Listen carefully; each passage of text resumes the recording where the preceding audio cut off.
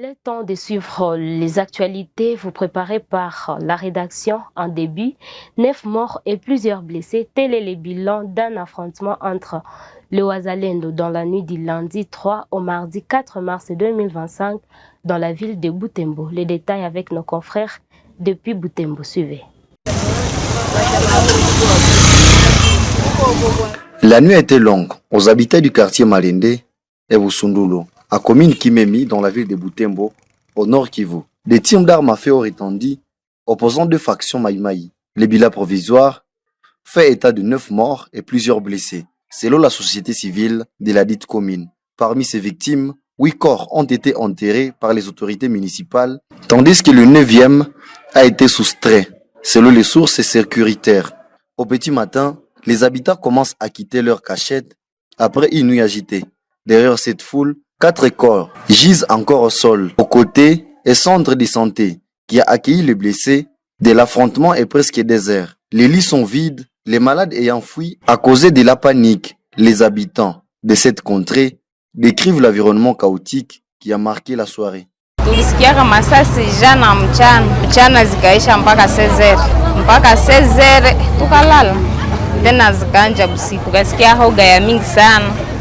Nirojumie mtoto wangu na nagonjwa, nikafata sikia hoga ya mingi nchikumbia tena kukumbi bwana wale walipata mabali perdi na basha baleta pa kuda basoda wote tu, kumbe wanakuwa naelewana basikuwa nagombana juba sasa nasemesha masasi. Si population tunakufa hoga sana, kufuata sio kabisa yangu fuata tie. Tunajua gisi tuko watoto wa mjini, tunashangara gisi tunakuwa ya safu jo adui na hai.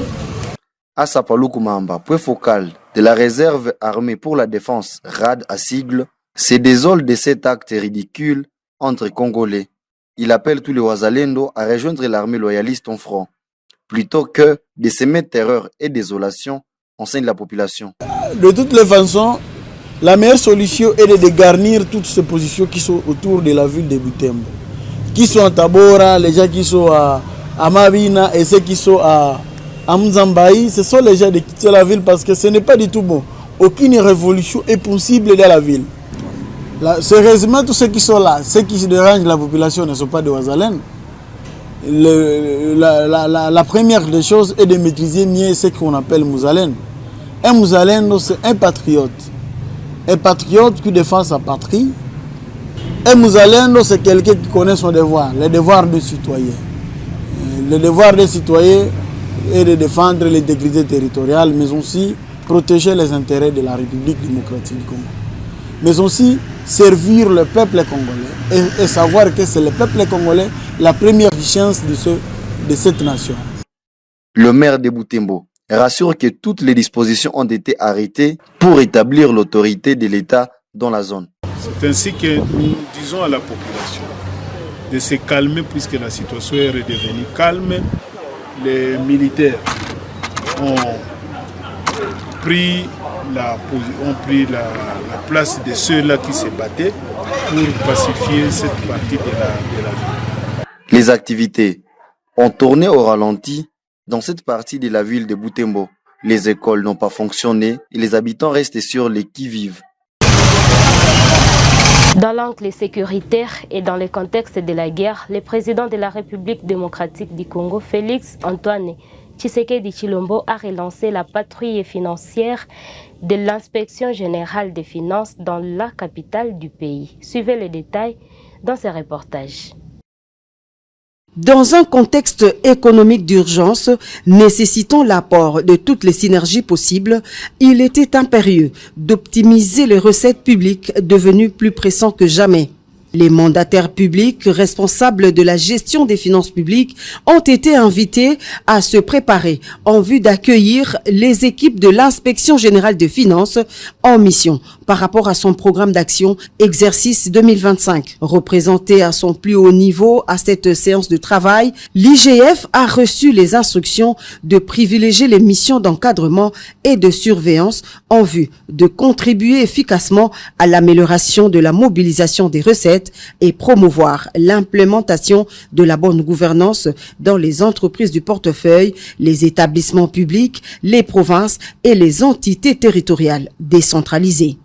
Pour cette mission précise, l'IGF va se focaliser principalement sur 4 axes. La présidence de la République qui a invité tous les mandataires publics pour communiquer la décision de son Excellence Monsieur le Président de la République, chef de l'État. Ces missions de patrouille financière vont se limiter essentiellement à des zones de risque de gestion, à savoir des acquisitions de propriétés immobilières par les établissements et entreprises publiques, le paiement des avantages des mandataires, les marchés publics exécutés par les établissements et entreprises du portefeuille de l'État, et un regard sur la fiscalité de tous les prestataires et fournisseurs qui font les affaires avec les établissements et entreprises publiques, le paiement des soins médicaux à l'étranger qui doit être conforme à la réglementation et l'exécution des missions de services à l'étranger qui doit aussi obéir à un certain nombre d'instructions qui venaient d'être édictées par la haute hiérarchie. Une attention sera également accordée au contrôle des effectifs en vue d'améliorer la maîtrise de l'enveloppe salariale à charge du Trésor public. À cet effet, l'IGF pourra faire les états des lieux des engagements effectués, surtout pendant ces 3 derniers mois par rapport à l'organigramme de chaque entreprise ou établissement.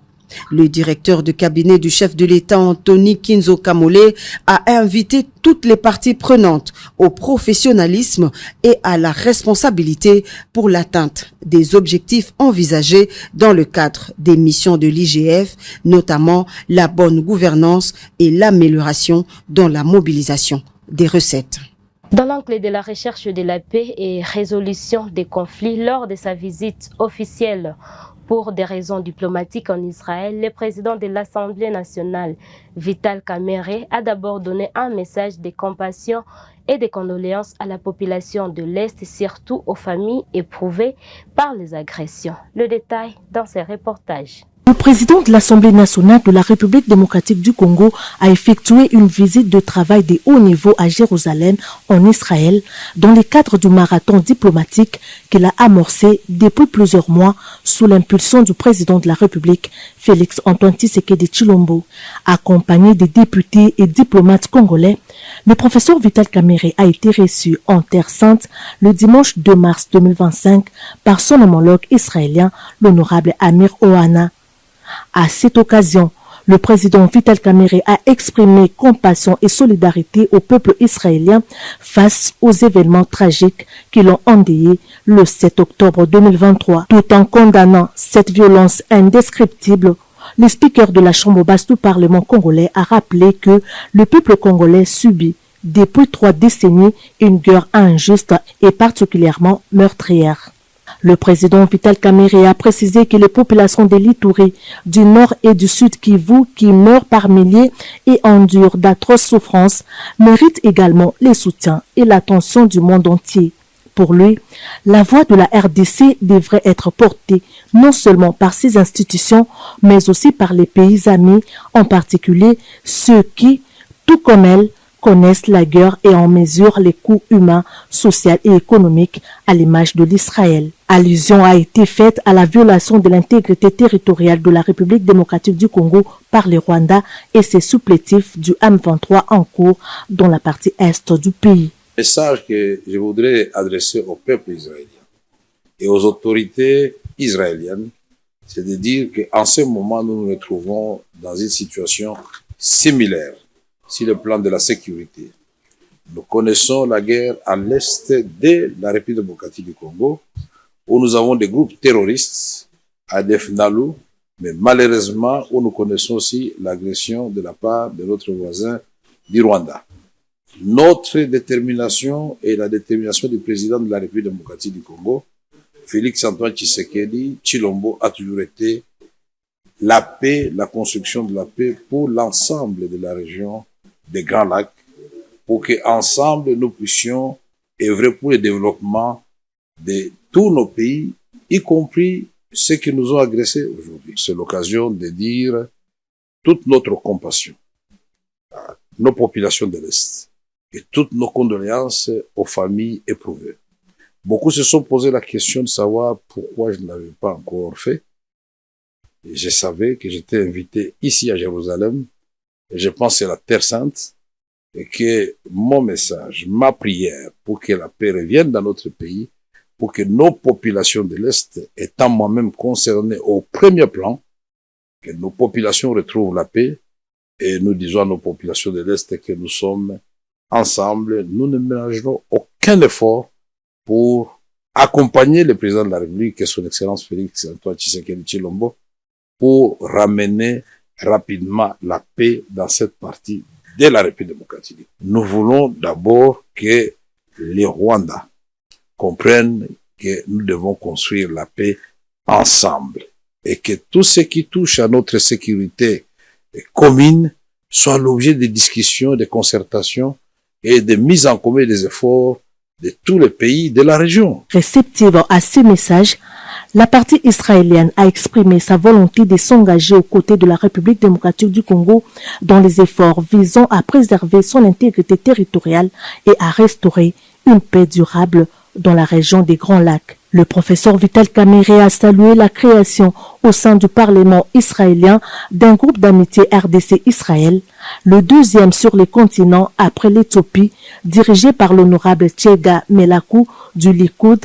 Cet instrument de diplomatie parlementaire marque une étape importante dans la consolidation de la coopération entre les deux assemblées et plus largement entre les deux États. En plus de la coopération sur les questions sécuritaires, les échanges ont porté sur les opportunités économiques mutuellement bénéfiques, notamment dans les secteurs de l'agriculture, de l'éducation, de la recherche et de l'innovation. La délégation congolaise à la Knesset a eu le privilège d'échanger avec divers groupes de députés israéliens, parmi lesquels des figures éminentes de l'opposition au sein de la Knesset.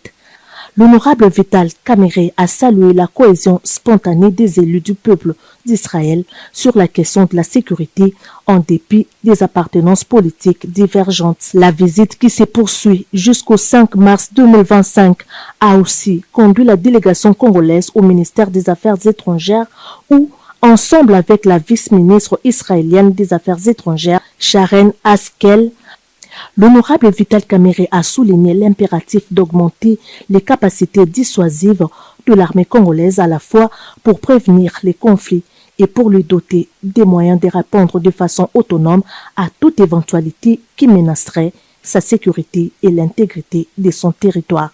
Pour la même cause, le mardi 4 mars 2025, le président de la République Félix Antoine Tshisekedi Tshilombo a accordé une audience au représentant spécial de l'Union européenne, Johan Bottam, pour la région de Grands Lacs. Suivez cet élément pour les détails. La situation sécuritaire dans le nord et sud Kivu, une question au centre de l'entretien ce mardi entre le président de la République Félix Antoine Tshisekedi Tshilombo et la délégation du représentant spécial de l'Union européenne pour la région des Grands Lacs. Au sortir de cette séance de travail, le représentant spécial de l'Union européenne dans la région du Grand Lac, l'ambassadeur Johan Borgstam, a donné aux garants de la nation la position claire de l'Union européenne suite à la violation de l'intégrité territoriale de la République démocratique du Congo par les Rwandais. Aussi, il a fait part de l'envoi par l'Union européenne d'une assistance humanitaire pour les populations de l'Est du pays. Ça a aussi été une possibilité pour moi de partager avec son Excellence, le président de la République, comment les positions européennes sur la région des Grands Lacs ont développé les positions très claires auprès de l'Union européenne par rapport à la violation de l'intégrité territoriale de la République démocratique du Congo par le Rwanda. Mais j'ai aussi partagé avec son Excellence le Président et les positions européennes actuellement aussi par rapport à notre coopération, mais aussi l'assistance humanitaire. Comme exemple, il y a un convoi de 44 tonnes d'assistance humanitaire en route pour Goma. Quelques décisions politiques avec possibilité des sanctions ciblées ressortent d'une réunion des ministres des Affaires étrangères de l'Union européenne, a fait savoir le représentant spécial de l'Union européenne dans le Grand Lac. J'ai moi-même assisté à la réunion du Conseil des ministres des Affaires étrangères de l'Union européenne le 24 février. Et à cette réunion, il y a eu des décisions politiques par rapport à la suite concernant des mesures en incluant la possibilité des sanctions à titre individuel. Mais il y a aussi des décisions qui ont déjà été prises par rapport, on a suspendu notre dialogue sécuritaire défense avec le Rwanda. Le président de la République est plus que déterminé à mettre fin à ces atrocités dans la partie est de la RDC causées par le Rwanda et ses supplétifs de M23 AFC. Dans l'angle toujours de la sécurité, les dires du président du Rwanda, Paul Kagame, selon lesquels les Banyamulenge sont marginalisés sur le sol congolais, ont été contredits par le secrétaire général de l'UDPS, Augustin Kabouya, lors d'une sortie devant la presse ce mercredi 5 mars 2025. Suivez les détails, nous préparés par la cellule de communication de l'UDPS.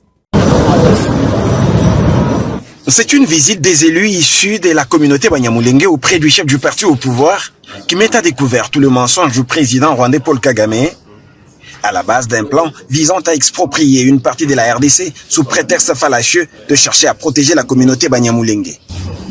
Finalement, la vérité sort de la bouche des hôtes des Monabouté. Nous avons le chef de l'État qui nous exprimons notre soutien parce qu'il a toujours dit que les Banyamulenge sont de Congolais et nous voudrions également que ça se répercute dans tous les services, dans toutes les couches sociales, que ça soit entendu. À en croire Augustin Kabouya, secrétaire général faisant fonction de président et du parti, la communauté Banyamulenge n'a jamais subi la discrimination sous le règne du président Tshisekedi. Je pense que je suis le plus heureux aujourd'hui parce que j'ai accepté de me présenter avec la délégation Banyamulenge devant la presse pour contredire le président rwandais que les Banyamulenge ne subissent pas de discrimination dans le régime Tshisekedi. Ici, c'est le parti politique IDPS, parti au pouvoir. Je les ai reçus ici dans mon bureau. Je suis avec eux. Ce sont nos frères, comme le chef de l'État l'avait dit. Et moi, je le répète, que ce sont nos frères congolais. Ne tombons pas dans les pièges de l'ennemi pour qu'ils puissent continuer à tuer nos frères et sœurs dans l'est de la République démocratique du Congo. Un autre mensonge cousu des fils blancs, c'est lorsque le Rwandais sort de la prison des hommes à qui il donne des tenues neuves des FARDC pour essayer de justifier la présence des FDLR dans les rangs de l'armée congolaise.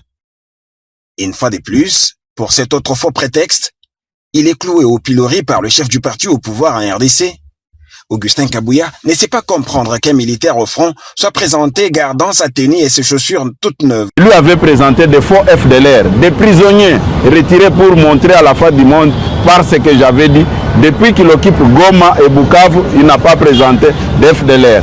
Par manque d'arguments, il est allé sortir des prisonniers, il les a habillés, comme on dit, il n'y a pas un crime parfait, il les a amenés. Comment expliquer un militaire qui vit au front peut avoir des tenues neuves? Lors de son dernier entretien avec quelques hommes de médias de la presse locale, le secrétaire général faisant fonction de président et de l'UDPS avait dénoncé le mensonge du président rwandais Paul Kagame, qui, après l'occupation par son armée de certains territoires dans l'est de la RDC, n'avait jamais été capable de fournir une seule preuve de la présence des éléments FDLR sur le sol congolais. Ensuite de ces actualités, le directeur général de l'autorité de régulation de la sous-traitance dans le secteur privé, Miguel Cachal, appelle la population du Grand Katanga à s'unir derrière le président de la République Félix Antoine Tshisekedi Tshilombo, tout en suivant les messages du président du Sénat, Sama Lukonde, celui de s'enrôler dans l'armée un appel à l'unité nationale et à la solidarité avec les personnes vivant dans les zones occupées par le 1-23. Les détails.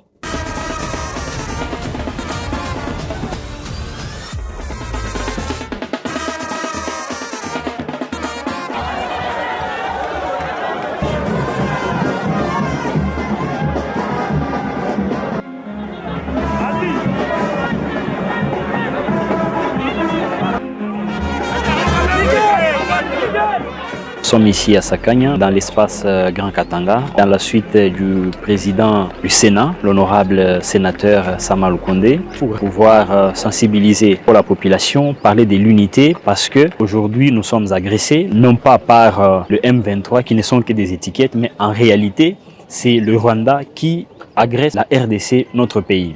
Vous avez suivi ce que l'honorable Sama Lukonde a dit. L'objectif est que nous devons d'abord être dans l'unité parce que et si nous sommes divisés, on ne saura pas faire face à cette agression. Aujourd'hui et demain, le pays aura besoin de nouveaux généraux, de nouveaux colonels, de nouveaux lieutenants. Le chef de l'État, Félix Antoine Tshisekedi Tshilombo, a fait cet appel afin de pouvoir rajeunir notre armée et que nous puissions avoir une défense qui va protéger la nation, la population et tous ses biens. Cette guerre, vous voyez à Goma, vous voyez à Bukavu, le tissu économique de ces contrées est en train de se dégrader tous les jours. On n'a plus besoin de faire marche en arrière, on n'a plus besoin de reculer de 10 à 20 ans. Encore, il y a beaucoup d'efforts qui ont été fournis sur le plan économique. Nous devons être derrière les chefs de l'État afin de pouvoir défendre notre intégrité territoriale. Il y a 30 ans que nous avons subi cette guerre, les chefs de l'État veulent y mettre fin une seule fois pour toutes et toute la population est appelée à pouvoir l'accompagner.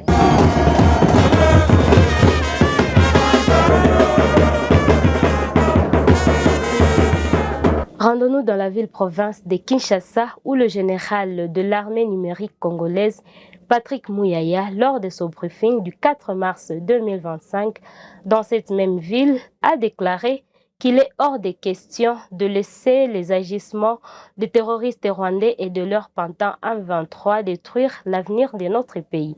Il est dans cet élément suivi. Les efforts continus du président de la République et du gouvernement à travers la ministre d'État, ministre des Affaires étrangères et le travail des plaidoyers qui est fait par les Congolais. Encore cet après-midi, j'ai reçu des vidéos de manifestations des Congolais à Séoul. Nous sommes en Corée du Sud, où les Congolais se sont levés pour dire non à l'agression. Et nous avions vu aussi des communautés, notamment au Canada, mais aussi en Allemagne. Aujourd'hui, je pense que c'est les Allemands qui ont décidé de gérer une lettre de lettres accordée au Rwanda. Pour nous, ce n'est que des débuts. C'est très encourageant, parce qu'au regard de l'horreur qui se passe sur le terrain, il y a besoin d'avoir des sanctions plus robustes, surtout que le président rwandais, dans son arrogance, avait dit que les sanctions ne changeraient rien. On se rigole des communiqués qu'ils font à chaque fois. J'espère qu'ils en feront davantage parce que c'est là et devrait continuer. Mais l'essentiel pour nous aujourd'hui est le travail que nous faisons.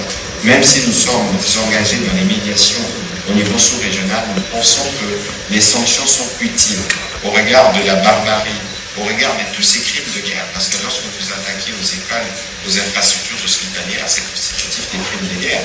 Il y a besoin des actions encore plus rigoureuses, plus contraignantes pour permettre au processus de paix d'une part de donner et pour que les Rwandais retirent très rapidement leurs militaires terroristes tueurs de notre sol. Toujours dans la même ville, au sortir d'un entretien avec la première ministre Judith Suminwa, ce mercredi 5 mars 2025, le directeur régional du CICR s'est exprimé sur l'évolution de la situation sanitaire de cas qui ont été soulignés à l'est du pays lors des agressions. Suivez. Il est naturel que pour le CICR, sa préoccupation primaire, c'est la situation humanitaire à l'est du Congo, à Goma, à Bukavu, à Uvira, mais aussi à Beni et à Bunia. Et c'était vraiment le cœur des discussions que nous avons menées aujourd'hui avec son Excellence et que nous essayons effectivement de maintenir un dialogue très ouvert, transparent sur nos préoccupations, sur les obligations aussi du pays, de la Démocratique République du Congo, et effectivement le travail du CICR ainsi que la Croix-Rouge de la RDC sur tous les fronts, sur la ligne de front, en essayant de soutenir les populations, mais aussi en les soignant quand il le faut, ainsi que leur apporter soutien et protection. En fait, le CICR est toujours présent. Nous n'avons jamais quitté ces lieux. Au contraire, nous avons dû renforcer avec des ressources financières et humaines notre présence et notre action des deux côtés de la frontière. Également, surtout là où ça a le plus grand impact, que ce soit à Bukavu ou effectivement à Goma. Le CICR, par exemple, a soigné jusque-là à peu près 1760 blessés de guerre graves à Ndosho, à Beni, à Goma, mais aussi à Bukavu. Nous avons une série effectivement d'actions qui aident, par exemple, les autorités locales à remettre en place l'électricité, donc accompagné par le CICR, ainsi que un investissement de taille sur le réseau d'eau dans la région de Goma que nous n'avons pas arrêté. Ça fait 5 ans que cet investissement est sur place et continue même dans ce tourbillon dans lequel nous sommes. Les centres de soins puissent être préservés et fonctionnels. Et c'est ce que nous avons discuté aujourd'hui avec Madame la Première ministre, c'est comment acheminer des médicaments et des vivres et de l'assistance dans ces régions pour pouvoir effectivement être à même à répondre à ces besoins croissants dans la région. Elle est d'un soutien certain pour l'action de la Croix-Rouge en général et du CICR. Elle connaît effectivement le CICR depuis très longtemps et je pense qu'elle nous a énormément ouvert des portes, soutenu, envoyé les bons messages à une organisation qui est vraiment sur la ligne de front. Une organisation qui, comme la Croix-Rouge de la RDC, travaille nuit et jour, qui collecte des dépouilles mortelles, qui enterre justement ces dépouilles mortelles et les identifie, qui connecte des familles qui sont désormais complètement séparées. Donc, son apport était très, très rassurant. On espère que ce soutien puisse se matérialiser davantage avec un soutien pour les populations sur place, ainsi qu'une bonne effectivement, compréhension des enjeux liés à ce conflit armé. Parlant de l'éducation dans ces actualités, la caravane des dotations des bancs du service national fabriqué par le ex-Ekuluna est arrivée à Mbujimayi, dans la province du Kasaï oriental, depuis le lundi 3 mars 2025. Les reportages pour le détail. Mbujimayi, chef-lieu de la province du Kasaï oriental. Arrivé par air le lundi 3 mars 2025 en milieu d'après-midi, le commandant du service national va prendre la route. Destination EP1 et 2, Maréchal Mobutu, dans la commune de la Mouya. Le lieutenant-général Jean-Pierre Kassongo-Kabouik y trouve des élèves occupant déjà les bancs. Fini l'apprentissage sur les sièges délabrés ou à même le sol. Est-ce que nous y disangons? Oui. Oui. Nous en ferons bon usage et ceci ne servira pas de siège, pas seulement pour cette génération scolaire de 2024-2025, mais pour un temps illimité. Il est rêvé de notre devoir de les protéger comme il se doit, parce que ceci va dans le cadre de la promotion de la gratuité de l'enseignement que le président a prôné et pour laquelle il ne cesse jamais de fournir des efforts rigoureux pour que notre pays puisse aller de l'avant.